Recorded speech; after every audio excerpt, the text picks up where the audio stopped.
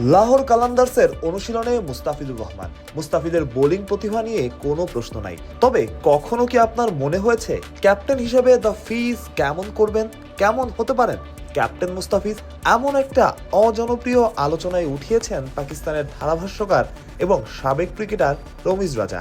কেউ হয়তো এর আগে চিন্তাও করেননি। দিন কয়েক আগে যমুনা টেলিভিশনকে দেওয়া একটা সাক্ষাৎকারে রমিজ বলেছেন, মুস্তাফিজের বোলিং ব্রেইন আছে, সে অধিনায়ক হলেও ভালো করবে। অনেকেরই হয়তো রমিজের এই মন্তব্যটা চোখ এড়িয়ে গেছে। আপনার কি মনে হয় কখনো অধিনায়কত্ব পেলে মুস্তাফিজ আসলে কেমন করবেন?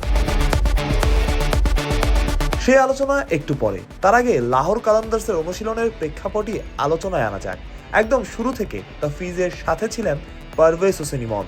মুস্তাফিজ পুরো দুনিয়ার ফ্র্যাঞ্চাইজি ক্রিকেট খেলে বেড়ান, আর ইমনের এটাই প্রথম ফ্র্যাঞ্চাইজি লিগ।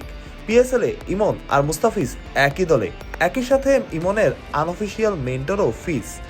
নিজের দেশের মানুষ, জাতীয় দলের টিমমেট। মুস্তাফিজের চাইতে লাহোরে ইমনের আপনার কেই বা আছেন? তবে শুধু ইমন না, পাকিস্তানের ক্রিকেটাররাও শিখতে চান বা জানতে চান মুস্তাফিজের থেকে। দুনিয়ার অন্যতম সেরা টি-20 বোলার, তার থেকে শেখা আর জানার আগ্রহ থাকাটাই তো স্বাভাবিক। মুস্তাফিজও শেখান।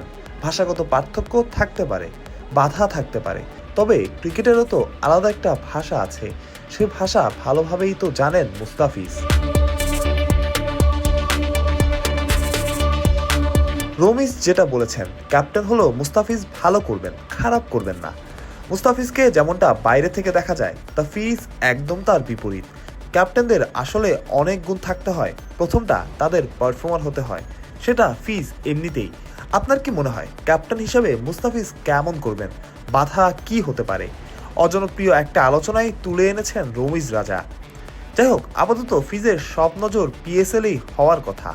বাংলাদেশের মুস্তাফিজের জন্য শুভকামনা। প্রত্যয়, বিডি ক্রিক টাইম।